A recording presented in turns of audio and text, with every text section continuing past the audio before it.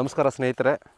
So ಇವತ್ತು ಸಾಕಷ್ಟು ಜನರಿಗೆ ವಿರುದ್ಧ ಆಹಾರದಿಂದ ಮತ್ತು ವಿರುದ್ಧ ಜೀವನ ಶೈಲಿಯಿಂದ ಮತ್ತು ಈ ಜೀರ್ಣಾಂಗ ವ್ಯವಸ್ಥೆ ಹಾಳಾಗಿರೋದ್ರಿಂದ ಈ ಸೋರಿಯಾಸಿಸ್ ಅನ್ನುವಂಥ ಕಾಯಿಲೆ ತುಂಬ ಜನಕ್ಕೆ ಹರಡ್ಕೊಂಡು ಇವತ್ತು ಅವರು ಸುಮಾರು 5 ವರ್ಷ 4 ವರ್ಷ 7-8 ವರ್ಷ ಆದರೂ ಕೂಡ ಗುಣ ಆಗಿಲ್ಲ ಅಂಥೇಳಿ ಸುಮಾರು ಅದನ್ನ ತುಂಬ ತೊಂದರೆಯಲ್ಲಿ ಒಳಗಾಗಿರ್ತಾರೆ ಇವರು. ಯಾಕೆಂದರೆ ತುಂಬ ಕಡ್ತಾ ಇರುತ್ತೆ ಮತ್ತು ಸೊಸೈಟಿಯಲ್ಲಿ ಅವರು ಬೇರೆ ಬೇರೆ ಏನು ಕಾಣಿಸುವಂಥ ಜಾಗದಲ್ಲಿದ್ದರೆ ಸ್ವಲ್ಪ ಹಿಂಸೆ ಅನಿಸುತ್ತೆ ಅದು.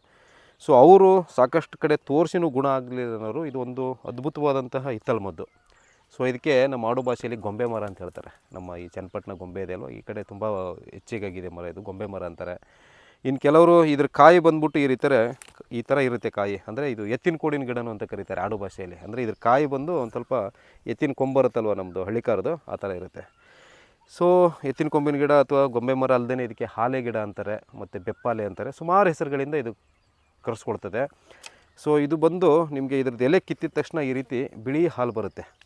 ಮತ್ತು ಇದ್ರದ್ದು ಯಾವುದೇ ಈ ಒಂದು ಗಿಡದ ಭಾಗನ ನಾವು ಕಟ್ ಮಾಡಿದ್ರೂ ಕೂಡ ಹಾಲು ಬರುತ್ತೆ. ಇದಕ್ಕೆ ಹಾಲೆ ಗಿಡ ಅಂತ ಹೇಳ್ತಾರೆ ಈ ಒಂದು ದೃಷ್ಟಿಯಿಂದ. ಸೊ ಇದು ಅದ್ಭುತವಾದಂತಹ ಚರ್ಮ ಕಾಯಿಲೆಗಳಿಗೆ ಬರುವಂಥ ಔಷಧಿ. ಅದ್ಭುತವಾಗಿ ಇದು ತುಂಬ ಚೆನ್ನಾಗಿ ಕೆಲಸ ಮಾಡುತ್ತೆ. ಈ ಸೋರಿಯಾಸಿಸ್ ಕಾಯಿಲೆ ಇರೋರು ಏನು ಮಾಡ್ಬೋದು ಅಂದರೆ ಸುಮಾರು ಒಂದು ಅರ್ಧ kg ಇದ್ರ ಎಲೆ ತೊಗೋಬೇಕು ಅಂದಾಜು.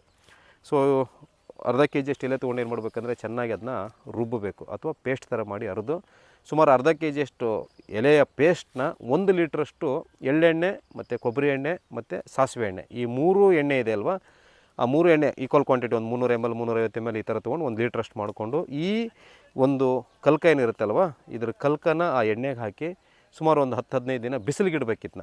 ಸುಮಾರು ಒಂದು 10-15 ದಿನ ನಾವು ಸೂರ್ಯನ ಬಿಸಿಲಿಗಿಟ್ಟಾಗ ಏನಾಗುತ್ತೆ, ಈ ಎಣ್ಣೆ ಒಳಗಡೆ ಈ ಎಲೆಯಲ್ಲಿರ್ತಕ್ಕಂಥ ಔಷಧಿ ಗುಣಗಳನ್ನ ಟ್ರಾನ್ಸ್ಫರ್ ಆಗ್ತವೆ. ಮತ್ತು ಅದನ್ನ ಕೆಳಗಡೆ ತಂದು ಒಂದು ಸಣ್ಣ ಉರಿಯಲ್ಲಿ 1 ಕುದಿ ಮಾತ್ರ ಕುದಿಸಿ ಅದನ್ನೇನು ಮಾಡಬೇಕು ಅಂತಂದರೆ ಬೇರೆ ಪಾತ್ರೆಗೆ ಬಸ್ಕೊಂಡು ಇಟ್ಕೊಂಡು ಎಲ್ಲೆಲ್ಲಿ ಆ ಸೋರಿಯಾಸಿಸ್ದ ಚಿಹ್ನೆಗಳಿರ್ತಾವಲ್ವ ಶರೀರದಲ್ಲಿ, ತಲೆಯಲ್ಲಿರ್ಬೋದು ಅಥವಾ ಹೊಟ್ಟೆ ಮೇಲಿರ್ಬೋದು, ಬೆನ್ನಿನ ಮೇಲಿರ್ಬೋದು, ಕೈ ಕಾಲಿಗಿರ್ಬೋದು, ಅಲ್ಲಿ ಈ ತೈಲವನ್ನು ರಾತ್ರಿ ಮಲಗಬೇಕಾದ್ರೆ ಲೇಪನ ಮಾಡ್ಕೊಂಡು ಮಲಗುವಂಥದ್ದು. ಇದು ತುಂಬ ಅದ್ಭುತವಾಗಿ ಕೆಲಸ ಮಾಡುವಂಥದ್ದು. ಇದು ಎಕ್ಸ್ಟರ್ನಲ್ ಆಯಿತು.